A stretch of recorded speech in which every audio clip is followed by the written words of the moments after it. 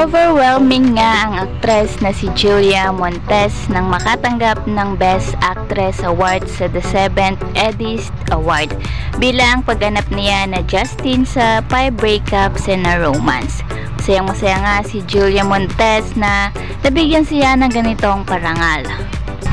Anyways, deserve naman niya ang parangal na ito dahil talaga namang ibinuhos din niya ang galing niya sa 5 Breakups and a Romance.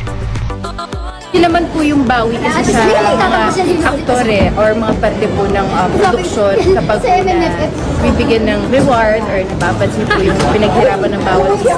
So yun po, talagang sobrang overwhelming. Ang saya-saya. Speaks mo nag-share mo sa nakay ko. Parang gano'n siya Sa panalo mo. lagi po siya supportive. Lahat naman po siguro ng napuntahan ko rin po ngayon, narating ko po ngayon. Parte rin naman po siya dahil una po ang walang hanggan. Siya po ang nakasama ko doon hanggang nung nag-extra pa lang po kami na rin yung magkasama. So parang parte rin po talaga siya na naging journey ko. Saka siguro lucky charm na rin sa'yo yung pinadalang flowers ni Coco bago pumunta rito. Pero Meron talaga siyang pa-inspire sa'yo. Inspiration. Kumusta yung bakasyon niyo po? Masaya po. Siguro dahil busy rin naman po, deserve naman po niya makapagpahinga. And makapagsimba rin po, yun yung isa na-enjoy namin.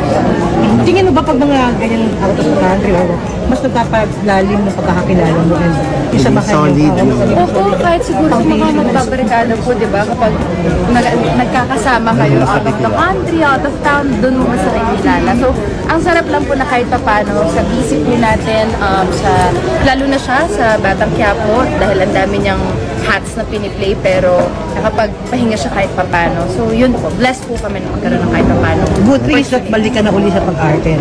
Dire-diretso na yan ulit. Yes po. Makikita rin ba namin siya na makaka-work muli si Coco in some... Marami kasi nag-aabang sa mga... Abangan niyo po, marami po kaming surprises this 2024. 2024 po. So, abangan niyo. Sharing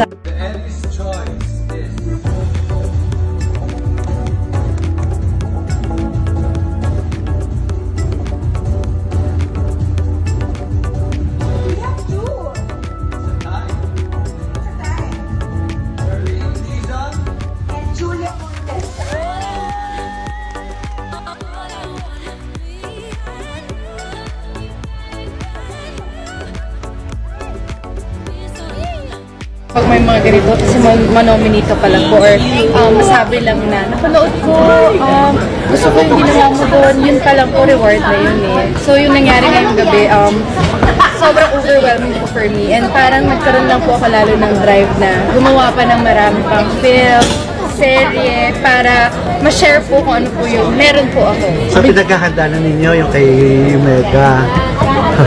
Soon po. Ay, kinakabahan ka ba to work with her? Lagi po. Actually, yung kaba po sa akin, never naman po talaga. Pero with, sa makakasama po, yun, laging unpredictable naman yung mga ganung bagay po. So, yun. Diyos, lalo kang gumanda ngayon. Salamat. Dami nakapansin talaga. Pinagpreparahan ko po itong gabi ito. Mas inspired ka naman lagi to work with her. Yes po. Actually, yung nangyari nga po ngayong gabi, wala po yung halong biro. Talagang lalo po akong inspire talaga magtrabaho. And yun naman po yung bawi kasi sa aktore or mga parte po ng produksyon kapag po na bibigyan ng reward or napapansin po yung pinaghirapan ng bawat isa. So yun po. Talagang sobrang overwhelming at saya-saya. Inaantay namin sa speech mo nag-share mo sa nakay ko. Pero gano'n siya happy for you kapag kapanalo mo? Sobrang lagi po siya supportive. Lahat naman po siguro ng napuntahan ko rin po ngayon, narating ko po ngayon. Parte rin naman po siya dahil una po ang walang hanggan. Siya po ang nakasama ko doon hanggang nung nag-extra pa lang po kami na rin yung magkasama. So parang parte rin po talaga siya na naging journey ko Saka sa siguro lucky